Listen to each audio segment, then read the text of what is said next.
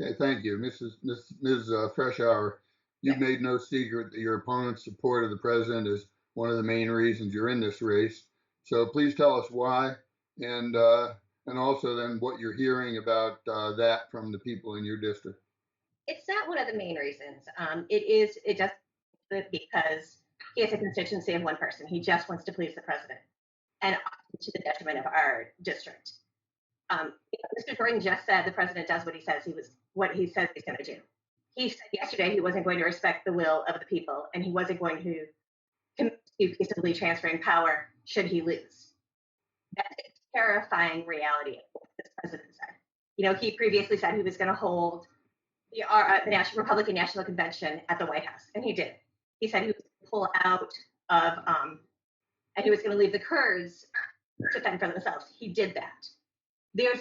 He said he was not, I mean, we've 100,000 Americans who have died in the past 7 months.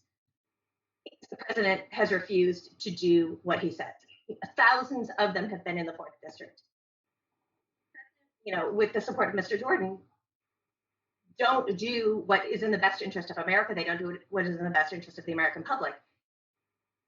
Now it has a death toll, and that is a terrifying reality. And the fact that we don't know if the president will honor this, an American tradition of the peaceful transfer of power, not an acceptable answer to as for any president, but it also shouldn't be an acceptable answer to any member of Congress. Okay. Ms. Freshour, where do you stand on that issue? The Republicans, including Mr. Jordan, advocated in 2006 that in the last session or in the last year of a president's term, they don't have the right to nominate and approve a Supreme Court justice. If that's 2016, that needs to be positioned in 2020. And if the Republicans were able to do it in 2016 to not hold the nomination process for Merrick Garland, then the right to say that's the position that you've taken and you don't have the right to do it. We are 40 days out from an election, and Kelly Loeffler who's a senator from Georgia who's up for re-election, was sitting in the and had to confirm that there has never been Senate precedent for holding a nomination beyond July of the year of a presidential election. I absolutely think that we have a right to hold this our election process and the issues that we take into account in voting for our president. Ms. Freshour, do you think that if this goes through and a nominee is confirmed and the Democrats win the Senate, that they should vote to pack the court and expand the numbers of justices? Well, packing the court is somewhat different than expanding the number of justices. I don't necessarily disagree with the idea that 9 people deciding of 330 million people is, the right number to do it. As a Democrat, I believe that we should have a just system where every vote counts, and we have a system of fair representation in the court system, and a fair representation in our Congress, and a system of fair representation in our state legislatures and our state houses. All of this, but expanding the court, I'm not necessarily all of that comfortable with, because we've tried to do it in the past and it only leads to more partisanship. Mr. Jordan, let me ask you a question. You just said it was the duty, and then you said because there was a split government, it was no longer the Senate's duty to run the confirmation. Where in the Constitution does it say that because there's a split partisanship between between the Senate and the White House, that the constitutional duty no longer exists? Where in the Constitution does it say that you can wait? That you can't wait. So you can wait. They did, and that's been done 8 out of 9 times when someone brought forward a nominee they weren't confirmed. So there is no time limit placed on it, but there is nothing preventing you from moving forward. And in fact, as I said, that is the obligation, the duty of the United States Senate. When the president submits a nominee, they can move forward at their pace, on the time schedule that they choose. That's consistent with the Constitution. So all I'm saying is let's move forward. And if the Senate wants to move forward in a rapid fashion, we had Justice Stevens confirmed in 19 days. So if they want to move in a rapid fashion, that's fine. If they don't, that's fine too under our constitutional system. But again, I was making the point, it's not about an ability to do something, it's about a duty to do something, but the time frame on that duty is not specified in the Constitution. So they could wait till January 21st, is what you're saying, of 2021. If they chose to do so, but I'm not for that. I'm for moving straight ahead, just like Senator McConnell has said, and as have 51 members of the United States Senate. So partisanship more important than the American people getting a justice that is going to serve the American people well.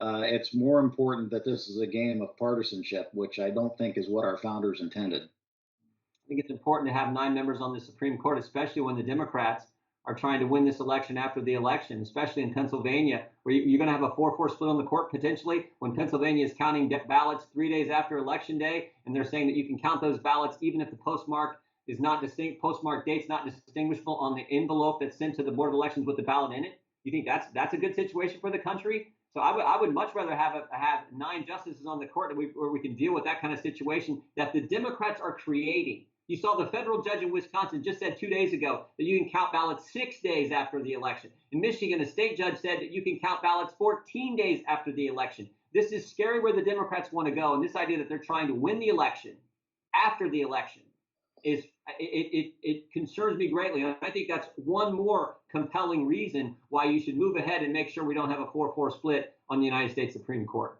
So you're saying we shouldn't count ballots that are mailed in that are valid simply because you don't like when they arrive at the post office, when we know that there have been issues with the post office?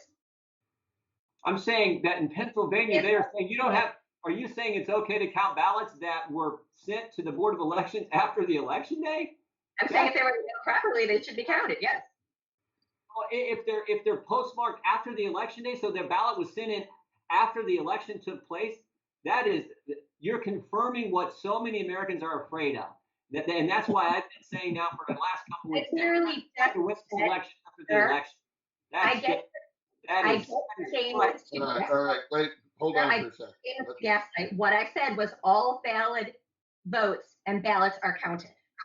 Oh, well, everyone's for that, but that's the concern is that you have invalid ones. Okay, so I'll give you an example. Ted, if it's okay, I'll give you an example. The chairman of the Oversight Committee, her election was on June 23rd. She wasn't declared the winner in her Democrat primary in New York City. She wasn't declared the winner until August 5th, 43 days.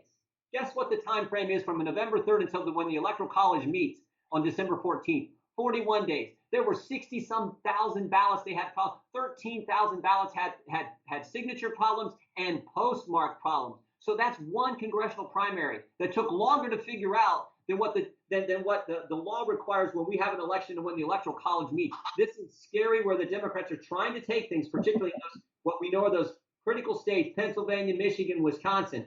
It's frightening where they want to go. And as I've said now a couple times, they're trying to win the election after the election. And I don't think the American people appreciate that.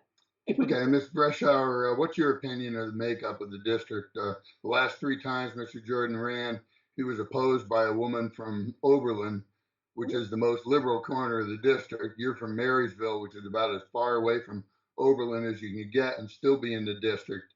Does that make a difference in any way, do you think? I think that, our district is very wide. It's you cannot literally go from one point, east to west, north to south, and stay in the district.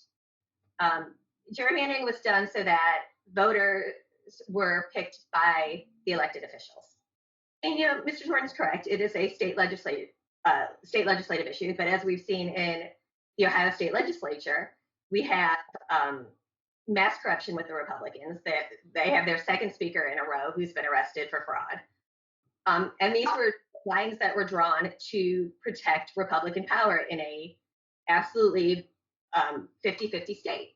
And so it is imperative that we have fair lines for a couple of reasons, so that people actually get to choose their representatives in a fair fashion, and so that we don't have extremists on both sides pulling their parties to whichever extreme, the left or the right, and leaving the vast majority of people in the middle unrepresented. It's also causing huge problems with governing because when you have to defend yourself as an extreme Republican or extreme Democrat, you can't compromise with the other side. And that's really gerrymandering, in addition to hurting voters, is hurting our democracy. Just as a follow-up, Congressman Jordan's been elected with well over 60% of the vote every time he's run for this office. What'll be different this time?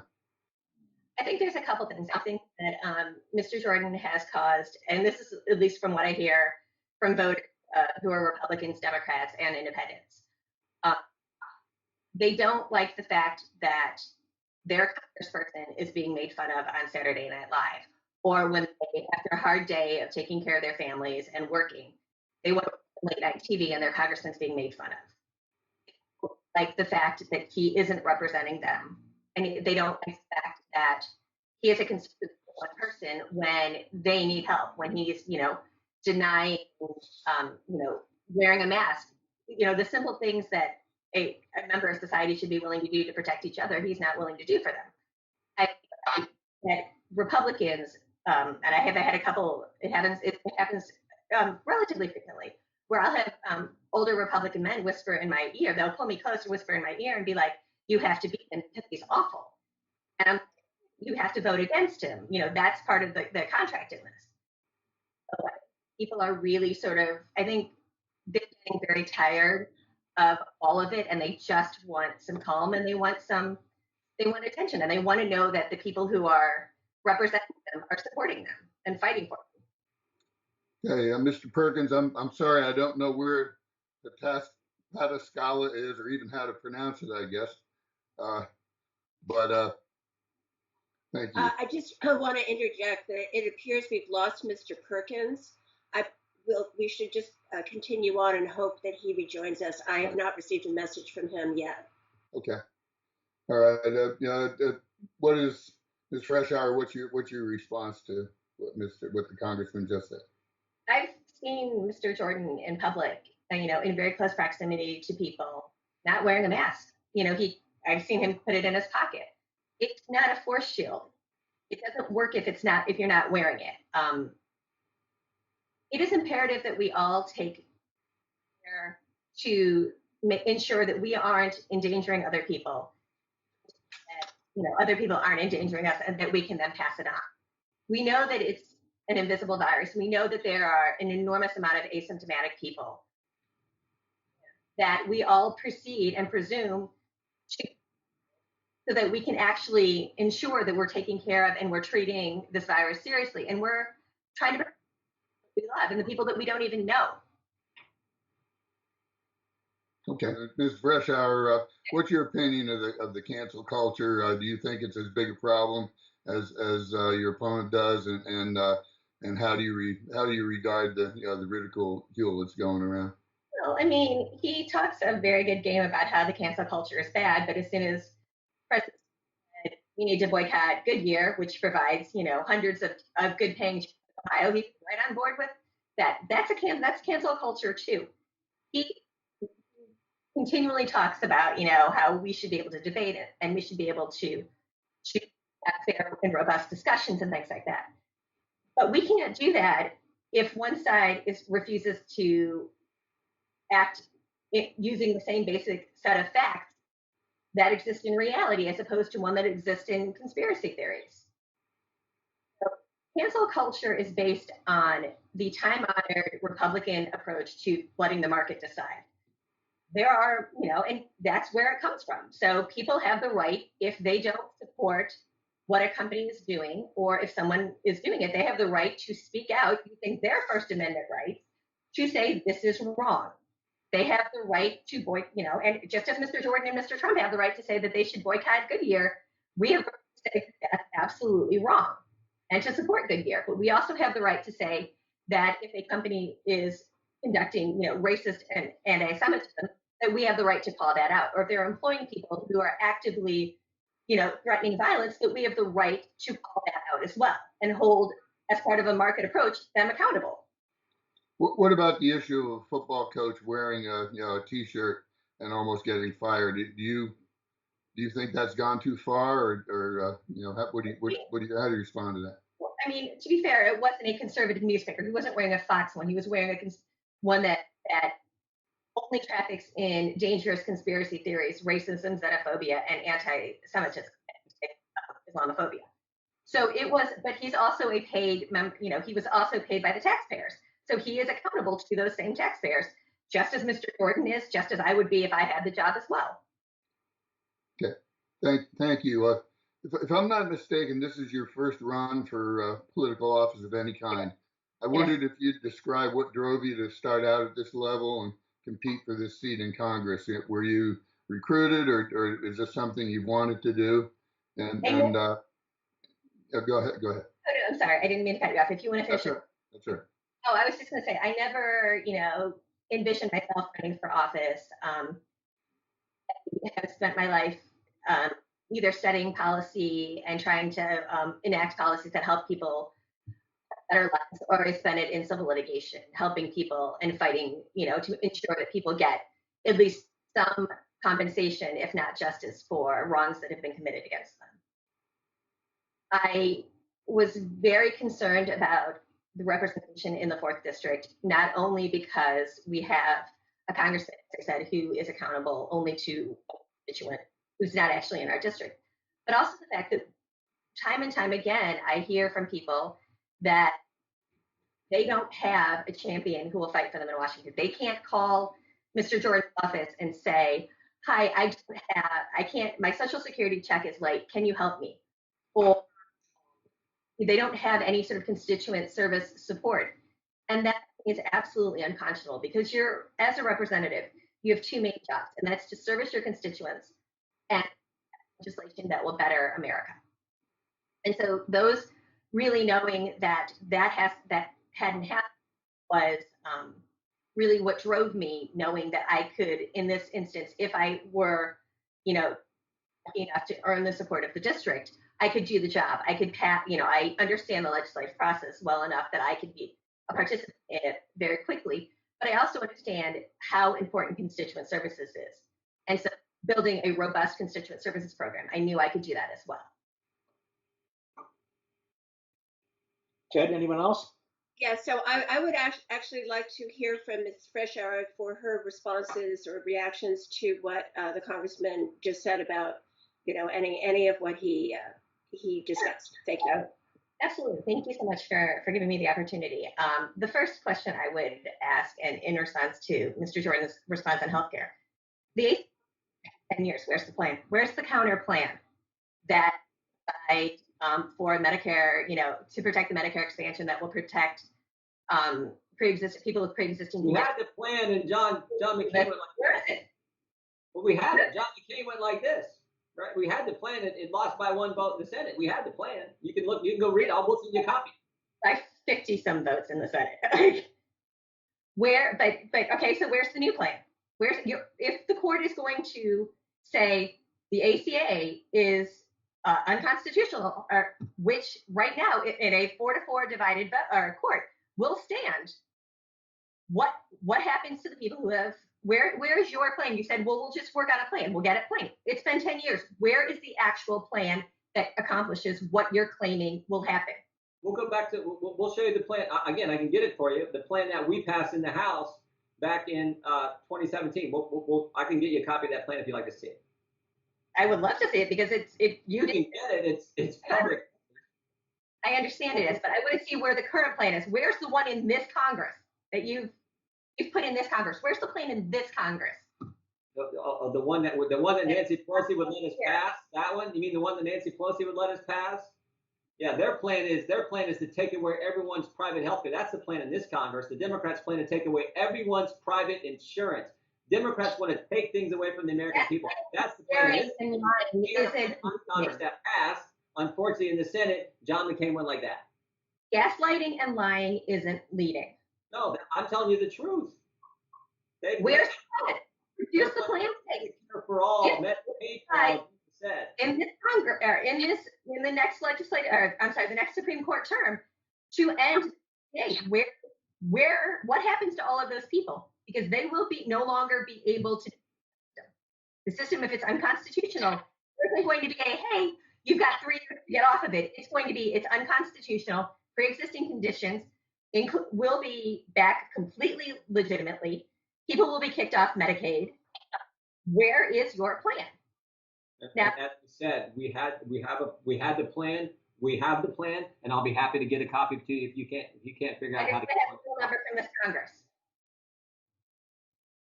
The plan this Congress is what the Democrats are trying to do, which is. Where is your plan? It's a very simple question. Have you created a plan in this Congress, given the fact that the Supreme Court has already? I'll make this simple for you. You seem like you can't understand this. We passed a bill last Congress, Republicans did, that didn't make it through the Senate. I will be happy to give you that. But it wasn't reintroduced this Congress because so there's no plan. Pelosi is not going to pass it. Maybe you don't. So just so you know, the Democrats actually are in control of the House of Representatives. I am aware of that. It wasn't going to pass. Just so you got the basics down. So but we'll get you a copy so you can have it. Where is the plan that you just said existed? The president has repeatedly said existed. Where is the plan? You're playing with people's lives. Ted, you're muted. But and secondly, the second part of the why don't we stop said here? that the Perkins Coie report, paid for by Ohio State and the taxpayers, completely exonerated him. It absolutely categorically did not, and that needs to be clear. He says the coaches support it, and all of the coaches have the same position that they just didn't know. Players have said directly that they told him, and he mocked them. This is a critically important. So I do want to note we're 5 minutes away from the end of the hour. So it is, I think, time to move on to closing statements. Ted, did you want to? Yes, or I could just. We've welcomed Mr. Perkins back. I'm sorry that you missed out on a lot of this. I know you had some technological problems here, but we're at the end. So generally at the end, we give everyone a chance to state why they should be elected to this office and why you should win our endorsement. And so you can kind of get your feet under you here again, Mr. Perkins. Let's start with Ms. Freshour. Why should you be elected to the 4th District congressional seat, and why should you win our endorsement? I believe that representing people at any level, be it as the president of a club or as a member of Congress, is extraordinary honor. It's also an extraordinary responsibility that one has to take seriously. I believe that the office of the representative of the 4th Congressional District should be treated with absolute integrity and dignity. And the representative should comport themselves in a manner with which the representative or the people represented can be happy and they can be proud of. I believe that we should be fighting for Medicare, Medicaid, Social Security, ensuring that people have health care. These are things that, as a resident of the 4th District, I know are critically important. And I just want to take the opportunity to thank the board and to thank the voters for considering me.